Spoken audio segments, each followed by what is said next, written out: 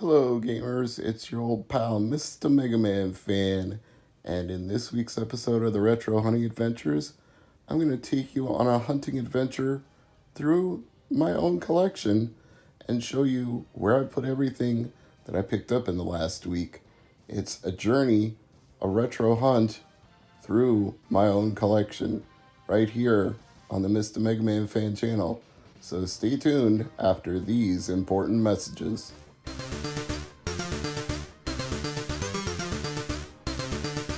Yo, this is MegaRan, and you need to rock and or roll on over to Mr. MegaManFan's YouTube channel, because it's all that. Rush to make it happen. Peace! This journey starts in the back with the first new thing that I picked up in the last week, and it was something I totally did not expect to find, because it is increasingly hard to find Sega Dreamcast games that I need, or Sega Dreamcast games in general, but as luck would have it, Pop Culture had a game I did not, Metropolis Street Racer, and it's actually pretty fun. I had a little time to play it before this video, and it's not bad, although it's got a very weird memory card issue where if your memory card is off-brand, it won't boot up the game. I actually had to pop the memory card out of my Dreamcast controller just to get that one to work. I'm really not sure why. It's a perfectly working game, just not compatible with non-Sega brand VMUs, so buyer beware on that one. Metropolis Street Racer has a weird issue. Then over here, we've got Killer 7. There's a little bit of a story with this one. I'll get to that part in a moment, but first I want you to see that it is complete. The disc is in nice condition. The instruction manual is as well. Everything looking spotless and lovely. Also tested this one before I did the video, and it is working. Now, the weird thing to me is I thought this was a GameCube exclusive, so when I saw this one, I was like, well, what do you know? Another version of this game. And now I can play it without putting the wear and tear on my prized GameCube version, which is much more rare and valuable. So I don't try to get same game on different systems most of the time, but in that time, I will make an exception. Next up, behind these Blu-rays and boxed Dreamcast games and a box for the Save Our Ship game for Atari 2600, way in the back here, underneath Ark the Lad and Chrono Cross. Gotta keep digging my way down. We have Command and Conquer Red Alert Retaliation, one of the most absurdly long titles I can think of in a long time. And I love these double wide jewel case games for the PS1 era. As you can see, I have quite a few of them. This one was the latest edition, found at Half Price Books, complete and in very nice condition. One disc for the Allies and one disc for the Soviets. I tested both, and they work, and I was happy. I could swear the actor who does the general in Greece in the first disc is somebody I recognize. Maybe it's Dabney Coleman. Maybe it's that guy from Northern Exposure who played Maurice Minifield.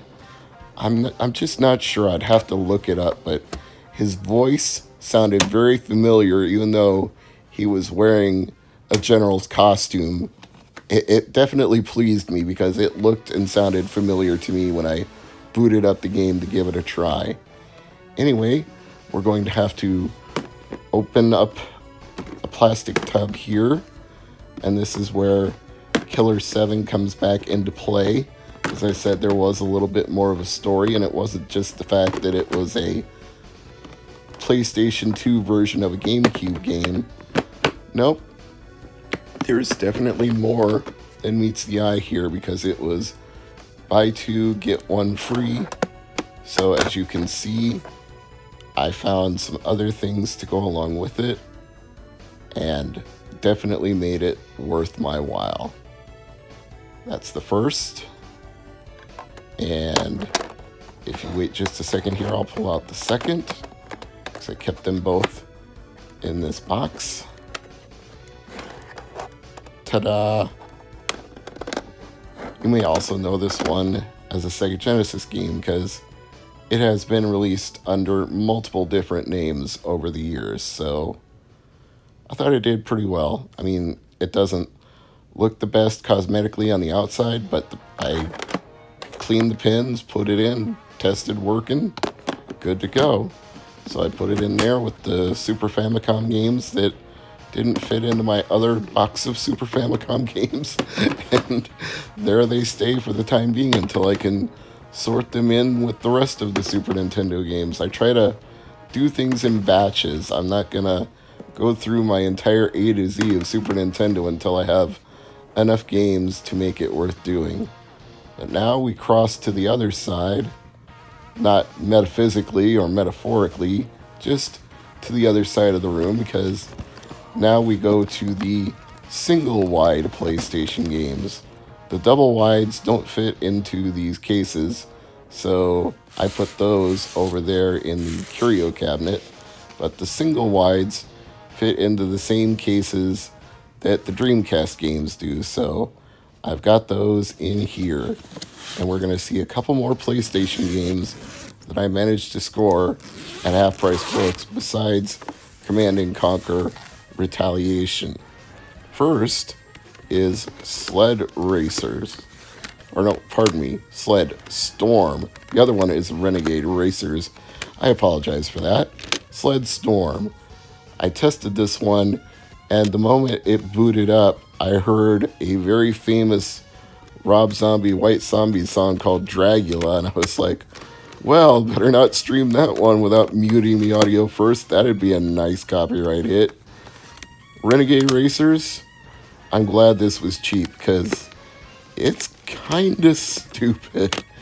In fact, the character designs are just about the biggest stereotypes you could imagine possible. It's like the zero effort of character design. In fact, if there's such a thing as a stereotype for a fictional alien, even the alien that you can play as in the game is a stereotype. It's that bad. But I suppose if you're looking for cheap fun, it would definitely qualify in that category. But of the two games that were single wides in the PlayStation collection, those were the Sled Storm was the fun one of the two. Renegade Racers wasn't. And Command & Conquer seems like it could be campy fun. But I just, since it was 2 discs, I didn't stay with it too long. I wanted to test both of them. But there was definitely something to it. Castlevania, Lords of Shadow. This one was only $9. And for a 2-disc game, and for a Castlevania game, and for a Castlevania game that I didn't have, boy, that's like the jackpot. Try getting any Castlevania game for $9. I'm serious. Just try. Even like the original 8-bit NES game, I'm sure it goes for more than that. The first Castlevania game, you probably can't even get that one for $9 anymore, but this one I did, so quite a score. I need to take this one back upstairs anyway, so follow me on a journey, as Buckshot the BDIMC once said, and I will take you to the last game that I scored. The last one out of this retro hunt.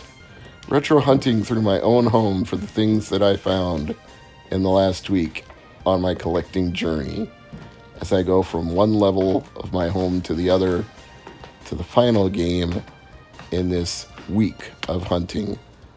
And there it is. Life is like a hurricane here in Duckburg. Race cars, lasers, airplanes. It's a duck blur. Might solve a mystery or rewrite history. DuckTales, woo. And that will conclude the week of retro hunting, from pop culture to half-price books to my cat Tango staring up at me as I try to put this game back in the shelf. I'm Mr. MegaManFan, and as always, thank you for watching, and I'll see you next time.